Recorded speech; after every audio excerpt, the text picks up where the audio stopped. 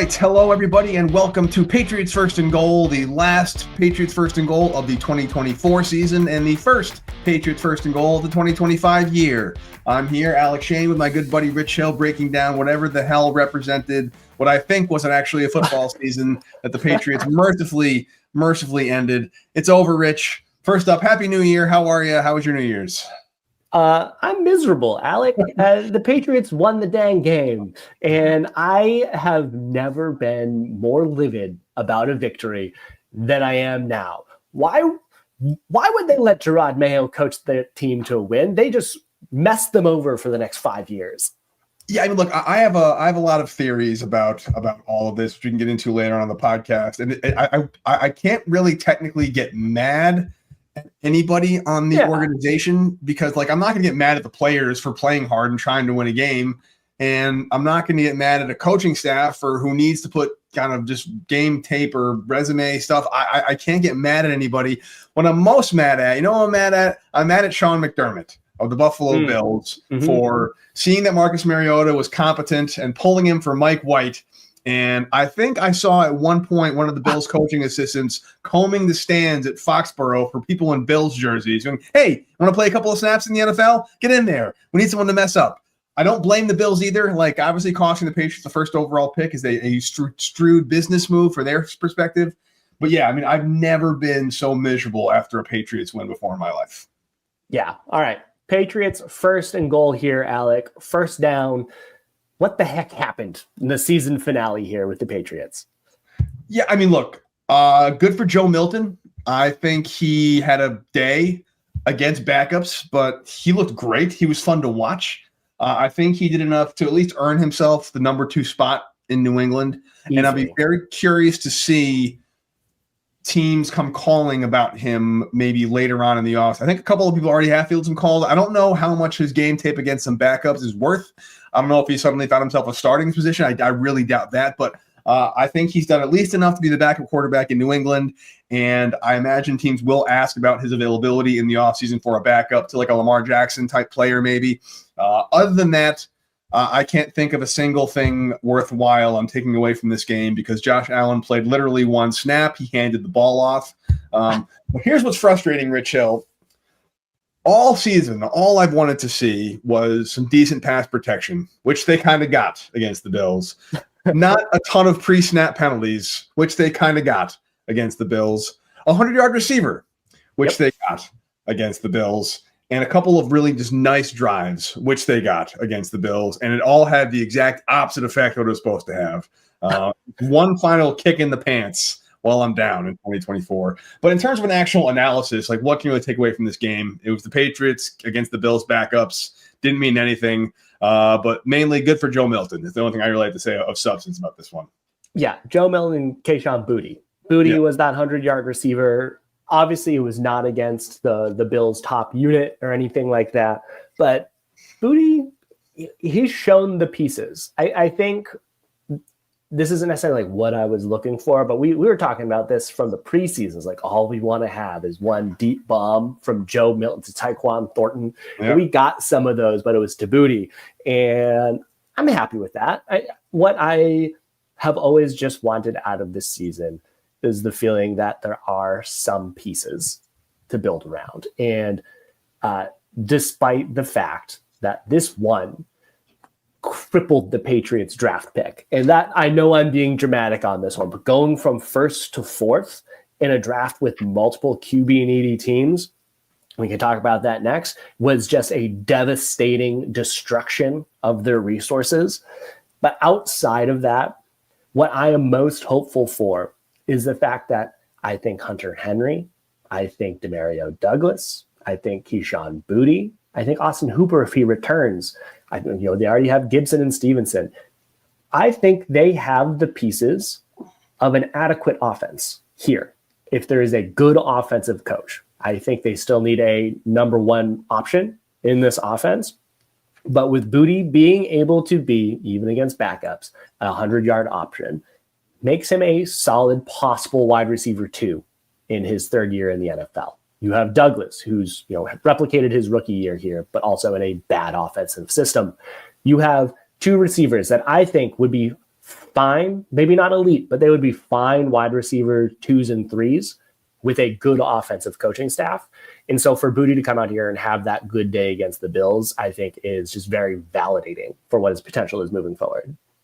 Yeah, I mean, look, it's ending on a high note in some way. Yeah. I mean, a lot of these players don't really care about New England's draft picks. They might not be there next year anyway. Yep. So, I'm not mad at anybody for balling out.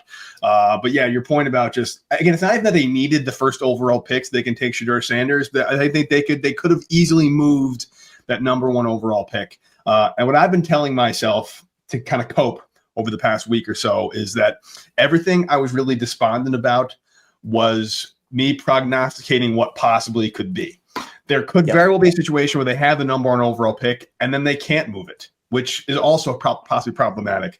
You know, I thought, I could get I get a first rounder this year, a first rounder next year, a second rounder next year, and like a player. Like that was kind of what I thought was worth the first overall pick, but that's not a guarantee. I have no idea if that's actually going to be what the trade value is of that pick. So it's not like going from first to fourth deprives them of some player they absolutely need to get.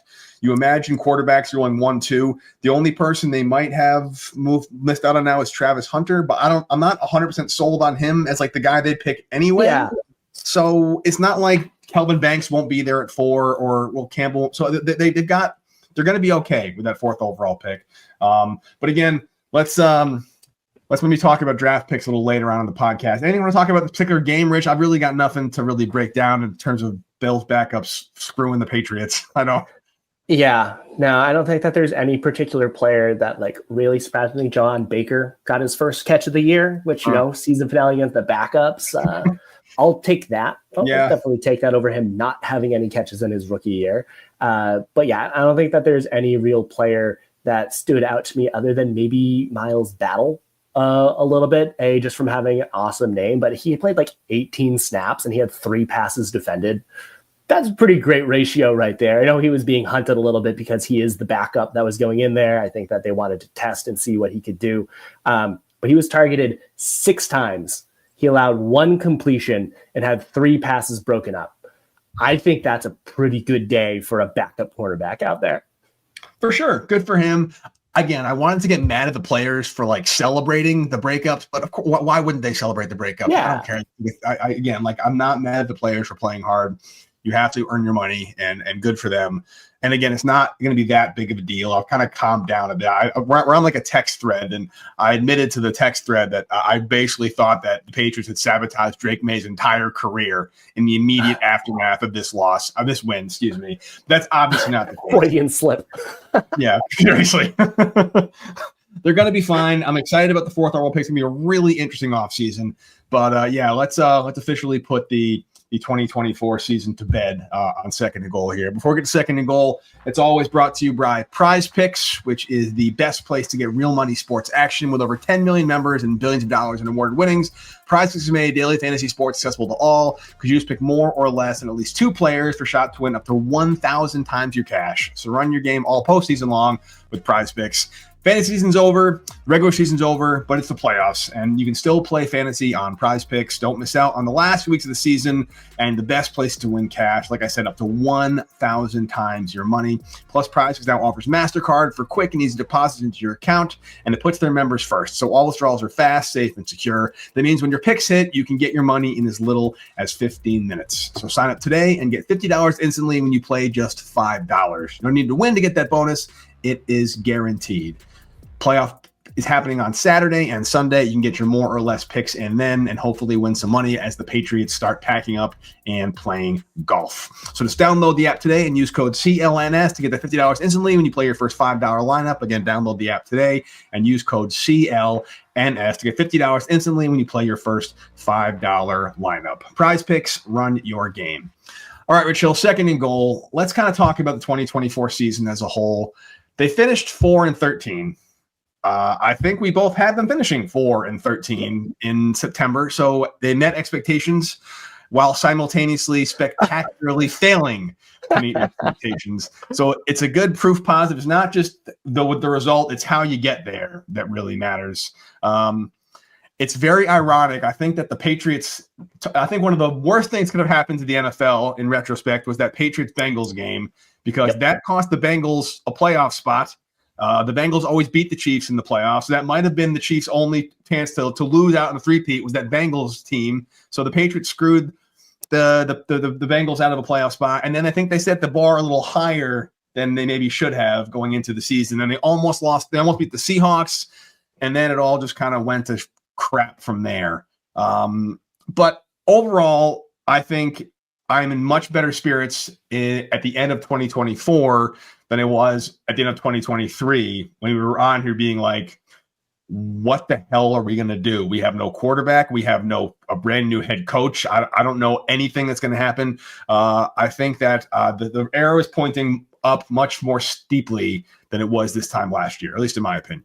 Yeah. I have one major caveat on that one. One, obviously having Drake May on board clearly creates a different picture where it makes the Patriots a destination. May seems to be the guy. He was exceptional this year when he was given almost no support. So that creates a different view of what does the future hold. Is when you know you have your quarterback who can make you competitive. That's a big one. I think the other thing, and the only reason I feel better now than before at the same point, is that at this point last year, we were like, what's going on with Belichick, head coach? Who knows? The fact that they let go of Gerod Mayo already makes me feel more hopeful. Because if we were sitting here during this recording and they were like, Gerod Mayo is your head coach for 2025, I think I would be more despondent because I would be saying, well, we're definitely wasting the first 3 years of Drake May's career. And that would be a much worse spot. So the fact that they're open to a new head coach already makes me feel way better about this upcoming year. Yeah, I mean, I think I think Bob Kraft was pretty classy in his response or his press conference. And this is basically my fault. I put Mayo in an impossible situation, which I agree with. Yeah, we're going to talk about the coaching situation on third down. But I think that definitely is the reason for optimism. Again, I've got no ill will towards Gerod Mayo. I think it wasn't all his fault. A lot of it was, but it's a kind of a bad place to be. But in terms of the actual season as a whole, Rich Hill, again, Drake May is the obvious positive. Christian Gonzalez is the obvious positive on the other side of the ball. Those are two great players to build around on each area. Other than that, though, you talked about it first down a bit. The only guys that I would be shocked if they were not back next year are pretty much, honestly, Gonzalez and May. Like there are other guys. I think Douglas is a great piece. You said I think Booty's a great piece, like you said. Hunter Henry is a good piece, like you said. But are those like jaw-dropping shocker if they leave or they get traded? No. So is there anybody else in your opinion besides May and Gonzalez? You're like these guys are absolute mortal locks to be on the team in 2025. I think the people that they gave the huge contracts to, I think like Vio and Wainu, I would be surprised if they let go of Stevenson just because of the dead cap that happens on that. Put in Duggar and Barmore into those mixes unless something happens with Barmore from a retirement perspective. But that's kind of it. I think a lot of it's tied to who do they give the contracts to. I think that there's definitely not going to be surprised if like Hooper is like, hey, I want to go to a different situation. I would not blame him at all. If he was like, I can't do this again. I cannot do another year with the Patriots. But I don't think that there are that many players that I'm like, oh, you have to build around these players. I think if you look on their offensive line, I like Onwenu a lot. Definitely did not have a good year. I blame a lot of that with the rotating cast around him. But on the defensive side, they missed Bentley so much in the heart of their defense, and they did not have anyone else that could step up into it. I think Jennings didn't take a step forward this year, but no one did really other than May and Gonzalez. So I'm not going to blame him for it. I think he still had a fine year. But you and I were talking about this beforehand. If we were to name an offensive and defensive MVP for the Patriots from this year that are not Drake May and not Christian Gonzalez, who would you choose? No, you make me go first. Real nice. Yep. Really starting the year off. I played that one well. Yeah, you did. Son of a bitch.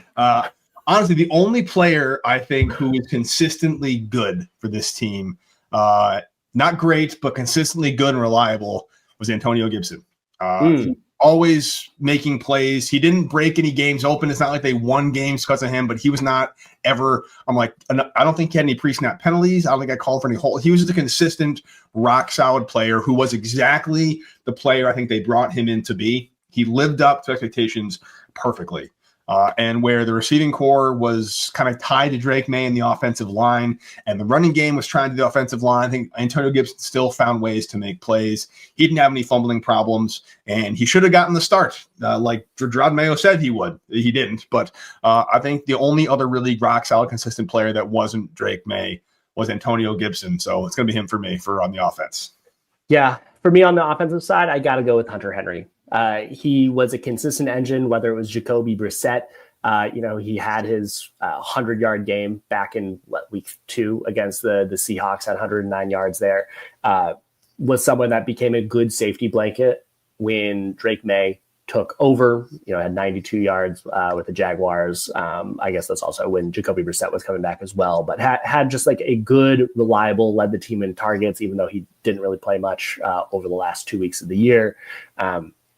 I think that he had himself a career year, set himself a new high for both receptions and receiving yards.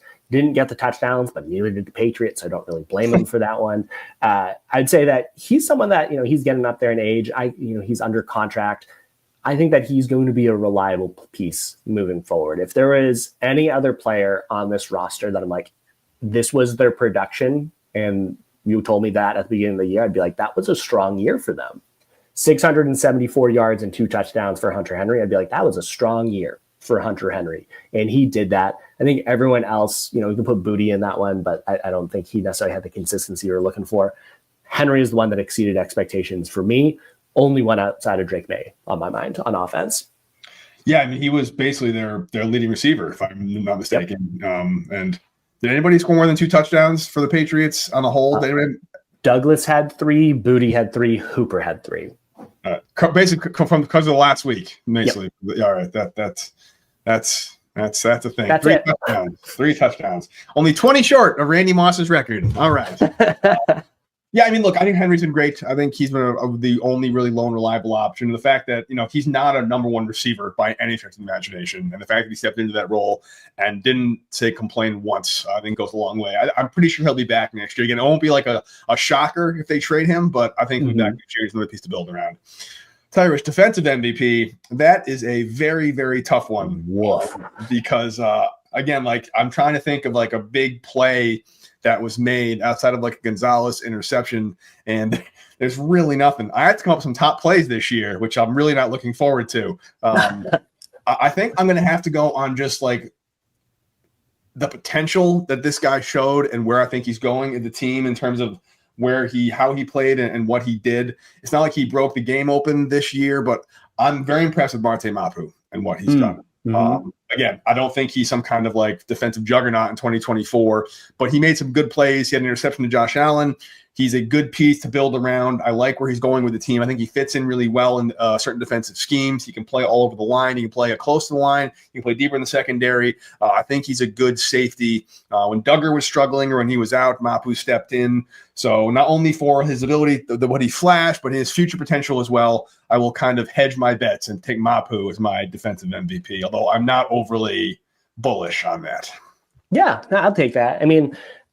Again, this defense collapsed from being a top 5, top 10 unit to one of the worst in the entire league, which is a group effort to underperform. A lot of it comes to the coaching on this one, but going off of that same metric of if you told me at the end of the year, some players had blank performance, is that above or below expectations? Almost everyone is below expectations for me. Duggar had a down year. Godshot, down year. Jonathan Jones, really bad year. Keon White started hot, disappeared. Anthony Jennings, Dietrich Wise, a lot of players that either did not take a step forward, and that's where I would put Jennings, or people who actively stepped backwards. Even Tavai, who had his production go up, was not someone that I would want to call a defensive MVP, even though he had over 100 tackles, second on the team in tackles for loss, 5 passes defended. Maybe for me, going off of the future lens of it, Christian Ellis. That's the name that I would go for on this one. Had, middle of the road performance from them, third on the team in tackles, had 5 quarterback hits. He had 5 passes defended, including a pick, recovered a fumble, a sack and a half, forced a fumble. He did a lot of it, only 25 years old. I think that there's a lot of potential there. I think if we're looking at, using this year to build for the future, who on defense could I see carving themselves a bigger role in 2025 than they had in 2024? I think Ellis is the one person that I would say, they earned themselves more time for next year. Yeah, I like that a lot. I think it's a good example of just how important linebackers are in any defensive scheme. The linebacker really took a step back. Bentley being out was a bigger impact than any of us could have predicted, and Ellis could be that guy. Also, credit to Brendan Schooler, the team's lone Pro Bowler. He's technically a safety. Played some snaps at safety. I think he did pretty well. I think in the Bears game, they had him spy Caleb Williams. He had a pretty solid game there. Not like an MVP status, but Brendan Schooler is another guy who will definitely be back next year. Special teams ace, Matthew Slater replacement. So congratulations to Brendan Schooler under Pro Bowl bid. But I'm very excited to put the 2024 season in the books, Rich Hill, and put it to bed forever. Yes, they will. And speaking of playoff, this last kind of extra point of the year is brought to you by Game Time. The Patriots are out of it, but you can still go to the playoffs. And if you want to get playoff tickets, Game Time is where you want to go. I've been to a couple Patriots playoff games. They were awesome. It's very different vibe, different atmosphere. So if you want to grab yourself a seat to Miami or something, even though they're not in it, and go watch a playoff game there, Game Time has you in the mix. It's got all the things you want to see. It makes it easier to find ticket value for sports, concerts, comedy, theater, you name it. Plus, that all-in pricing means you can show the total upfront with no surprise fees at checkout, and the panoramic seat view option from your seat allows you to see where you're going to be, what your view is going to be before you buy. Plus, you have the lowest ticket price guarantee, or it will credit you 110% of the difference. So take the guesswork of buying tickets with Game Time. Just download the app, create an account, and use code CHATSPORTS for $20 off your first purchase. Terms apply. Again, create an account and redeem the code CHATSPORTS for $20 off. Download Game Time today. Last minute tickets, lowest price guaranteed. So let's get to the real news. 3rd and goal, the one that really matters. Gerod Mayo was fired. I'm not even sure he made it to the locker room before they fired him after this game. I really expected him, if they got fired, to be like on the Black Monday when everyone else gets fired. But it was like literally 45 minutes after the game was over, we got that notification. I'm not overly surprised he got fired. I am a little surprised it was as quick as it was. Did that shock you too, Rich, the speed at which it all took place? To me, that just indicated that they knew they were going to fire him regardless of what happened in that Bills game. Like, there's nothing that happened in that Bills game that I would be like, that was the tipping point, unless they were like, Gerod, go lose this game, and then he chose not to. And then I'd be like, I don't blame him for that one. Nope. It's one where they clearly knew before this game that they were going to let him go. They had their 2 catastrophes or calamities against the Chargers and against the Cardinals coming out of their bye week. I think that's when they knew. I think what is most egregious is that they let him coach knowing that they were going to fire him. And they had to have known, because it was so quick afterwards. And I think that is just one last cherry on top of, like, what was leadership thinking and letting him go out there for this one last game. Yeah, I there's no way they didn't. I'm sure he knew this. Like, the Patriots' 500-word eloquent statement came out way too quick for it to have been some kind of spur of the moment thing. And you have to wonder if Gerod Mayo knew he was going to get fired. I don't know if he was aggressively told, you better freaking lose this game. I don't know. I can't say, but if he was and he won anyway, it's kind of a final FU to the team. Like, that also wouldn't overly surprise me. I hope there's no bad blood, because I think Gerod Mayo is an all-time great Patriot. I really enjoyed him as a player. He's been with the team forever. And again, it wasn't his fault. Basically he just kind of jumped the fence. He wasn't even a coordinator. He didn't even call plays. Steve Belichick called all the defensive plays. You don't go from, flipping fries to store manager. You just don't do that. You have to kind of work your way up the progression. And I do stand by this, though, Rich. I think different time, different place, different scenario with this team. Gerod Mayo deserves a 2nd season with the Patriots. However, given the cap space, given where they are in the draft, given the Drake May situation, given how important this offseason is and how much of a disaster it is, as we've talked about before, to have an entire front office coaching for their job with a ton of cap space to burn, that is a really, really dangerous game to play because the contracts that are getting made this year could potentially affect the team for 5-6 years from now. And you don't want to be stuck with a ton of bad contracts for a bunch of guys who are gone anyway. So bring in a new coaching staff, bring in a new front office. It takes the pressure off them. They know they have at least a year or two. And also compounding that, there are some really, really solid coaching candidates out there available. And because of Drake May, because of that draft, because of that cap space, for the first time in a while, since the kind of Tom Brady, Bill Belichick era, I'm going to come to England and chase a ring. There's now a really enticing situation to come in with a good head coach, a good roster, and a young quarterback who'll be 23 next year who showed some real flashes of greatness. So I'm real excited to see what they do with this. And apparently, according to the reports, they're moving pretty quickly on the coaching interviews. Is there a candidate you're particularly excited about? I know Vrabel's thrown in there. Ben Johnson is being interviewed. Is there like one guy you really want to see as the Patriots head coach? Yeah, I think to round out the four names that they're talking about, Aaron Glenn, defensive coordinator for the Lions, is another person they've interviewed, and then Byron Leftwich, former offensive coordinator for the Bucs with Tom Brady while he was there, former Jaguars quarterback. Those are the four names that are floating around. I think Vrabel and Ben Johnson are the clear two favorites on it one. I think Vrabel is a clubhouse leader just because there's a lot to consider with Ben Johnson. He is the hot ticket. I don't think Vrabel is as sought after. I think for me, I would like Ben Johnson just because of his offensive acumen. I think he's helped resuscitate Jared Goff's career and turn him into an MVP caliber candidate, record-setting offense for the Lions, and has done it with obviously some good pieces on that team, but there's, outside of Jamison Williams, and I guess they technically got Jahmyr Gibbs in the first round too. It's a lot of other pieces that are attainable talent. It's not necessarily we just invested top five picks in players. They've assembled a good roster, but he's made the most out of it. And I think the biggest sin that we had with Gerod Mayo as the head coach is that the coaches were setting the players up to fail. I think time and time again, we talked about this a lot when Matt Patricia was offensive coordinator, is that the plays didn't make sense. They weren't putting players in a position to succeed. And the whole idea of coaches lose games kind of a thing, I never felt that there was a game that the coaches put the players in a position to win. Mayo would talk at the end of the season about but we were competitive in a lot of our losses. And I think it was more a sense of, I think that they would have won them if not for the coaches. They weren't competitive because of the coaches. They're competitive because the players are there. They lost because of the coaches. And so I think when I think of coaches that have their players ready to outperform, Vrabel did that a lot with the Titans. And he helped, right a ship that was not doing well with the Titans before and haven't done well since. I think why I lean Johnson is that he's got that offensive acumen. When you have a young quarterback, you need that.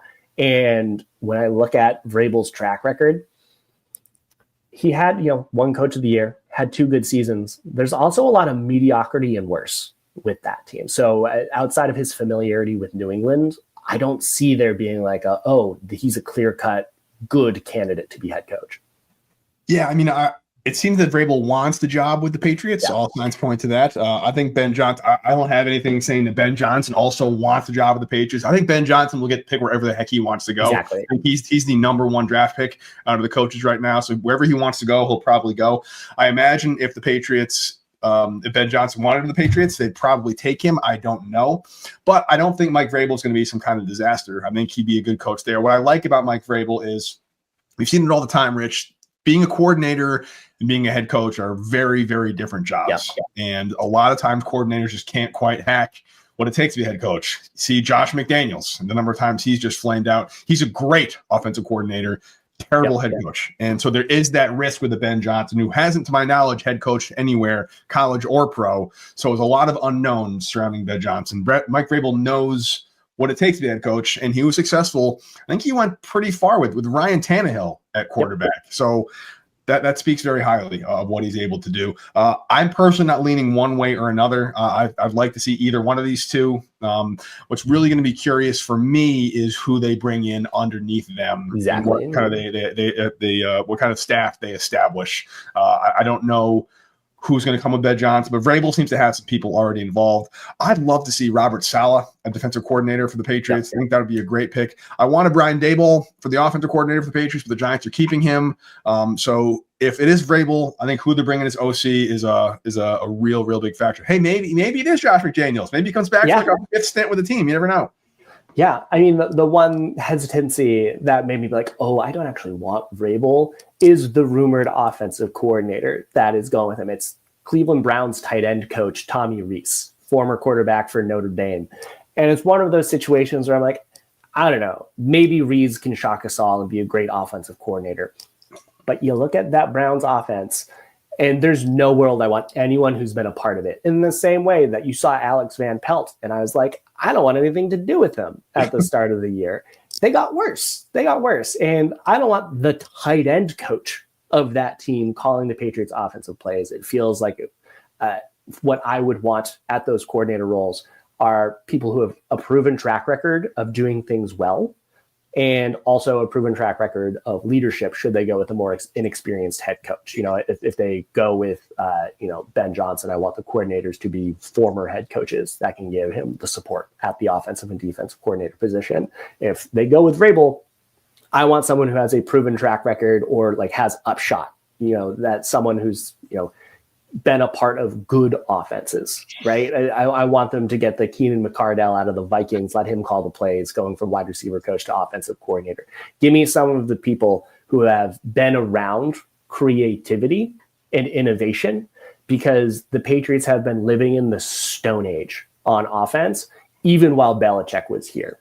As soon as they went away from Tom Brady, this offense has ground to a halt of innovation, and they've been bottoms of the league as a result of it because they haven't had any creativity there. Yeah, they really haven't. And this is a league that's getting more and more offensive minded, and the old kind of smash mouth football just doesn't really work anymore. You're seeing the quarterback position evolve. You're seeing receivers getting bigger, stronger, faster. I'm very curious to see what they do with this offense, because I think the defensive pieces are still in place. It's not like they've went from top 5 unit to last with basically the same roster. So there's something they can do, which is why maybe the defensive-minded coach is the way to go, because they definitely have the talent there. We saw that in 2023. We need someone to kind of just move the pieces around and get it back to where it used to be. So maybe a good defensive-minded coach like Vrabel was, and a really strong offensive coordinator. I don't know. I mean, if Vrabel doesn't work out, they can call like Brandon Spikes next, and then Vinny Brewski, and then Rob Ninkovich, and just kind of find a former Patriots linebacker who can eventually coach this team. But it seems like they'll make a decision pretty quickly, and probably the next time you and I get on a podcast, they'll have a head coach. Yeah. And my other thought, and what I would be very scared of if they choose Vrabel really quickly, is that there a world, this is completely based off of nothing, is there a world where Gerod Mayo was simply a sacrificial lamb in 2024 because he had it in his contract that he would be the next head coach of the Patriots? And that is why Elliott Wolf did not spend any money last offseason, and why Elliott Wolf is around for 2025 after an abhorrent leadership position last year, is they go to Vrabel, who probably could have gotten a better role in 2024, was just a consultant with the Browns last year. If he is chosen very quickly after him telegraphing that he wanted to come to the Patriots last offseason, part of why he was let go by the Titans, if he is chosen that quickly, part of me is going to be nervous that this was all preordained from 2 years ago, and that this is not actually another true open interview process. And I would be very scared for 2025. I'll tell you, man, given the number of conspiracy theories that have come true over the past 5 years around the world, that's not even close to the wildest thing I've heard in a while. That's not a bad argument. Was it actually, I don't know, maybe was there actually a stipulation in Gerod Mayo's contract where he was the heir apparent to Belichick, and that was an actual, I believe it was in his contract, and that allowed them to circumvent a lot of the interview process and everything like that. It's because they had already within his contract denoted that he would be the next head coach. Yeah, I mean, that would make sense if they thought we have to get out of this contract. We're gonna do this and kind of tank the year. Again, that kind of sucks for Mayo, but them's the breaks, I guess. That's the shady dealings. That is the NFL. I don't think that's the first thing that's happened somewhere in the NFL. Probably won't be the last. Do you think, Rich Hill, that Gerod Mayo will be a head coach somewhere at some point in his career? I wouldn't say never, right? There's worlds where the Carolina Panthers were interested in him last year. I don't know if it's the Eagles. Like, there's been a couple teams that have sniffed around. I think what he'll have to do is start over. He'll have to be a linebacker coach somewhere. I don't think anyone's going to say, let's make you a coordinator, because he's never been a coordinator before. I think a lot of former head coaches, you mentioned Saleh before, a lot of head coaches were former coordinators, so they can land on their feet as a coordinator somewhere else. And they're usually head coaches because they did a really good job of it. Mayo has never done that. He was clearly not as good as Steve Belichick at calling a defense. And so Belichick was the defensive coordinator. He was clearly not a good head coach. So what will likely have to happen is he'll have to prove himself as a linebacker coach, show that he can do it, show that he can lead another defense again. And if he's able to do that, I wouldn't be surprised. I hope he's learned a lot from this experience, but his path back to it is going to be a bit longer than a lot of other former head coaches, because Mayo has no track record before becoming a head coach that he's a capable coach. I tell you, the ultimate kicker would be for him to go down to North Carolina with Belichick and learn. Again, if it's nothing else, this is going to be starting already. It's already started a very fun offseason for the Patriots. I'm looking forward to all of it. And the optimism is slowly creeping back into my body, which is nice after all this getting beaten into the ground. Let's go on, Michelle. 4th and goal. Speaking of optimism, as we wrap up the 2024 season, what is next for this team? What are their priorities in terms of obviously getting a head coach? There's talk about they need an offensive lineman. They need a number 1 receiver. They need a linebacker. Like, they need everything. If you were kind of to make a priorities list for this team, once they get their head coach in place, let's say that's out of the way already, because it will be next time we talk. Head coach is in place. What is kind of the priorities list for this team going forward, in your opinion? Yeah, I mean, it's a lot. This is an area where I don't think they're outside of Drake May. I think that they're in the same, if not worse, position from a talent perspective as they were heading into last offseason. And it's nice that they have some players retained from a contractual standpoint, right? Like Duggar's extended, Barmore's extended, Onwenu, Stevenson, like the good players are extended. And in theory, they'll be able to go back to their Pro Bowl caliber self under better coaching. I think what happens is, one, you figure out if Elliott Wolf is who you want to have around as the GM with this top pick. And often what you see is that these GMs are in place through the draft. And then maybe there's a reassessment over the summer. But I think when you look at this roster, there's not a lot of starter potential that we've seen so far. And if I am hunting with the Patriots having the most cap space in the league, having a good draft pick as well, what I am looking for is, one, building out this offensive line. There is not a case where a young quarterback develops into a good starter without heavy investments in the offensive line. They cannot go through a 4th year in a row of this offensive line just being devastated. It all went downhill when they traded away Shaq Mason and they didn't sign Ted Karras. And they, Joe Thuney walking, I get from a contractual standpoint, but they have just never recovered, honestly, since Dante Scarnecchia retired. They need to figure out the offensive line. They need to sign multiple above average starters for the offensive line. You can't give me a 1-year Chuck Okorafor signing and be like, we did something, when you have Tyron Smith available, when you have other veterans available. So they need to make heavy investments in the offensive line. And that's just the first step. Yep. I think the offensive line, everyone's talking about receiver. And yes, they need a receiver, but if you can't stand upright, I mean, the number of times, I think it was so glaringly apparent in the Chargers game, how many times Bosa just completely blew by an offensive lineman and hit Drake May. It needs to be offensive line. The good news is, actually, there's some pretty decent offensive linemen that are going to be free agents. Ronnie Staley comes to mind for the Ravens. He'll be 30 or 31 in March or April, whatever it is, but he's still one of the better tackles available. I think he could be really good for the Patriots. I know T. Higgins is the big name. I'm sure they'll go after him. There's also Trey Smith, the guard for the Kansas City Chiefs. Yep. He could be a pretty solid option. Again, these guys might get franchise tagged. Obviously, that can happen between now and then. But there are some very, very solid names going to be coming available in free agency coming forward. And the Patriots have a lot of money, and I want to see them, get aggressive. And I know it's not going to be like seasons past. I mean, how many times should we come in our free agency preview knowing that the first 3 days in March were going to be crickets in New England as the Patriots sat back, watched the market set itself, and then plugged and played players they thought would be a good fit for them. That is no longer the case. They have to go out. They have to spend quickly. Maybe they go after Chris Godwin. Maybe they go after Amari Cooper. Maybe they go after T. Higgins. We'll go through the whole free agency podcast later on in the offseason, but they really need to do a good job setting up free agency, because I think how they do free agency is going to do a lot in terms of how they draft. I don't know what they're thinking right now. Again, it's still January. The 2024 season still technically isn't over, but I imagine I'd like to hope whoever comes in steps in is like, all right, at the 4th overall pick, I want to target this group with my fourth overall pick. Therefore, I'm going to sign players around on that 4th overall pick. So they've got a lot better sense of who they're going to choose in that number 4 come like March 30th when they sign all these guys. But I really don't want to see them sit there on their hands where they did last year, because they cannot afford another soft free agency period, especially all that cap space. Yep, I completely agree. And I think from the offensive perspective, offensive line, clearly the biggest thing I was talking about. I think they have fine pieces, and that's what makes it so obvious that the coaches were the problem, is that the fact that Douglas didn't take a step forward this year, that they couldn't find any real rhythm on offense outside of the offensive line and getting a number 1 option in offense.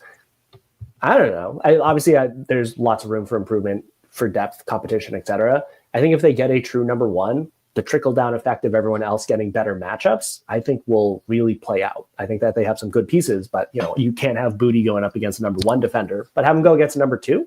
That's competitive. Give Douglas the number 3 person. That's a different story. Have Henry going against the number 4 defender. Like, everything plays out a lot better if they have a true number 1 that is competitive versus someone that you're just sacrificing, because then other teams can have really easy matchups against you.